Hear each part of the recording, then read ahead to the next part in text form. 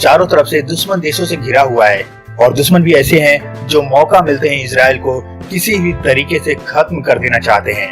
इन सब के बावजूद 1948 में दुनिया के नक्शे पर आया यह देश अपने दुश्मनों के लिए किसी बुरे सपने से कम नहीं है। इजराइल के लोगों के बारे में कहा जाता है कि वो स्वाभिमानी एवं देशभक्त होते हैं और इन्हीं लोगों की देशभक्ति के कारण इजराइल आज अरब देशों की आंखों में आंखें डालकर उनका जवाब देता है। तो दोस्तों, आज हम इजराइल के बारे में कुछ ऐसे ही रोचक तथ्य बताएंगे जिन्हें आज के समय में आप सभी को पता होना बहुत जरूरी है।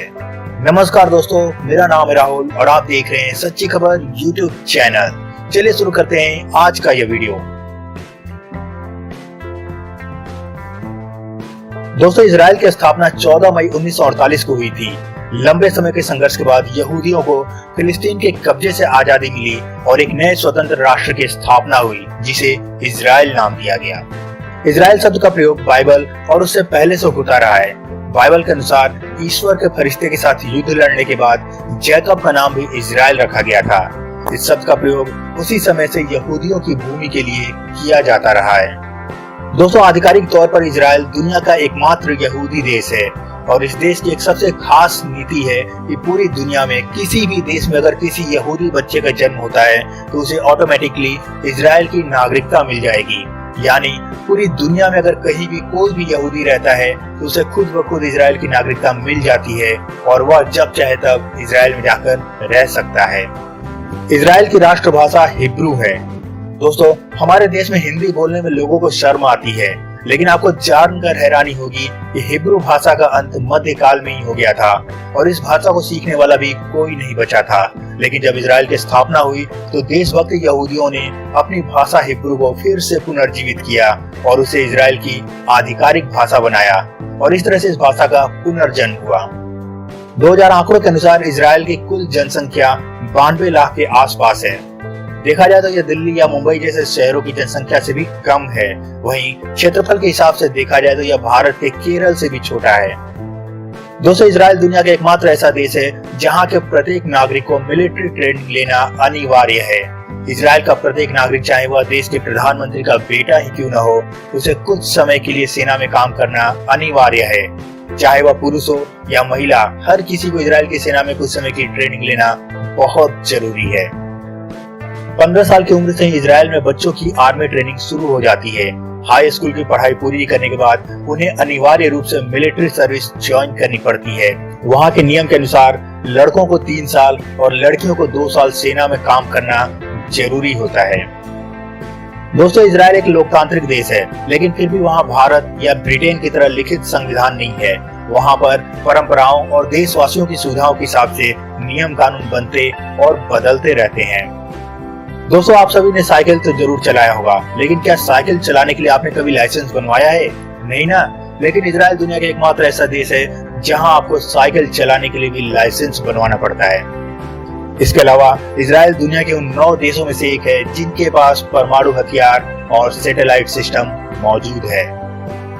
दोस्तों, इजरायली वायुसेना दुनिया की 4थी सबसे बड़ी और शक्तिशाली वायुसेना है। इजरायली वायुसेना की ताकत का अंदाजा आप इसी से लगा सकते हैं कि 1976 में जब फिलिस्तीनी आतंकवादियों ने 248 पैसेंजर से भरे इजरायली प्लेन को हाईजैक करके युगांडा ले गए थे, तब इजराइल सरकार के आदेश पर ऑपरेशन थंडरबोल्ट, जिसे ऑपरेशन एंटेबे भी कहा जाता है, चलाया गया। इसमें इजरायली वायुसेना अपने देश से 4000 किलोमीटर दूर युगांडा में घुसकर सिर्फ 90 मिनट में अपने सभी बंधक नागरिकों को सकुशल छुड़ा लाई थी। दोस्तों, यह दुनिया का एकमात्र ऐसा देश है जो पूरा का पूरा anti ballistic missile defence system से लैस है। यानी इजराइल की तरफ दागी गई कोई भी मिसाइल इजराइल पहुंचने से पहले ही नष्ट कर दी जाएगी। हथियार ही नहीं बल्कि विज्ञान के मामले में भी इजराइल काफी आगे है। मोटोरोला ने अपना पहला मोबाइल फोन इजराइल में ही बनाया था, तो माइक्रोसॉफ्ट के लिए पहला पेंटियम चिप भी इजराइल में ही बना था। इतना ही नहीं दोस्तों, पहली वॉइस मेल तकनीक भी इजराइल में ही विकसित की गई थी। महान वैज्ञानिक अल्बर्ट आइंस्टीन भी यहूदी थे। उन्हें इजराइल का राष्ट्रपति बनने का भी ऑफर दिया गया था, लेकिन उन्होंने यह कहते हुए इस ऑफर को ठुकरा दिया था कि वो राजनीति के लिए नहीं बने हैं। इसके अलावा मशहूर सोशल साइट फेसबुक के संस्थापक मार्क जकरबर्ग भी यहूदी ही हैं। दोस्तों, अपनी आजादी के समय इजराइल एक बंजर जमीन का टुकड़ा मात्र था, जहां न खेती की जा सकती थी और न ही वहां पानी का स्रोत था। लेकिन जल्दी ही टेक्नोलॉजी के दम पर इजराइल खाद्यान्न के मामले में आत्मनिर्भर बन गया। आज की डेट में इजराइल अपनी जरूरत का 93% खाद्य पदार्थ खुद पैदा करता है। इसके अलावा समुद्र के पानी को साफ करके पीने और दूसरे कामों में प्रयोग करता है। दोस्तों, इजराइल में सिर्फ 40 बुक स्टोर ही हैं, क्योंकि यहाँ सरकार हर व्यक्ति को किताबें मुहैया कराती है। इन सब के अलावा इजराइल में छपने वाली हर किताब की एक कॉपी जेविश नेशनल यूनिवर्सिटी के लाइब्रेरी में जरूर रखी जाती है। दोस्तों, आज के समय में जब हमारे देश में किताबें बहुत महंगी हैं और स्कूल वाले तो बच्चों के पेरेंट्स को फोर्स करके जबरदस्ती किताबें खरीदवाते हैं, ऐसे में हमें इजराइल से सबक लेना चाहिए, उससे सीख लेनी चाहिए। इजराइल का समुद्र तट सिर्फ 273 किलोमीटर लंबा है। इसके बावजूद यहाँ 137 ऑफिशियल बीच है। इजराइल की खुफिया एजेंसी मोसाद दुनिया की सबसे खतरनाक इंटेलिजेंस एजेंसी मानी जाती है। मोसाद के बारे में कहा जाता है कि एक बार अगर आप इसकी निगाहों में आ गए तो इसके एजेंट्स आपको पाताल से भी ढूंढ निकालेंगे। दोस्तों, 1972 में जर्मनी के म्यूनिक ओलंपिक गेम्स में फिलिस्तीनी आतंकवादियों ने 12 इजरायली खिलाड़ियों की हत्या कर दी थी। तब तत्कालीन इजरायली प्रधानमंत्री गोल्डा मेयर ने ऑपरेशन ब्लैक सितंबर लॉन्च किया था और मोसाद को खुली छूट देते हुए कहा था कि एक भी आतंकी जिंदा नहीं बचना चाहिए। दोस्तों, अगले 22 सालों तक मोसाद के एजेंटों ने उस आतंकवादी हमले में शामिल रहे एक आतंकी को खोज कर मारा था।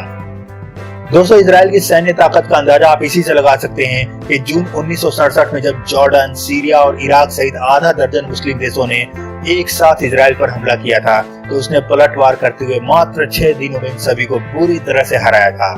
उस हार को अरब देश आज तक नहीं भूले हैं। इतिहास में इस घटना को 6 डेज वॉर के नाम से जाना जाता है।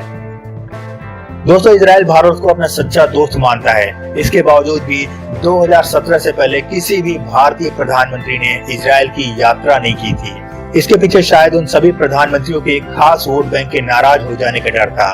लेकिन 2017 में प्रधानमंत्री नरेंद्र मोदी इजराइल का दौरा करने वाले पहले भारतीय प्रधानमंत्री बने थे।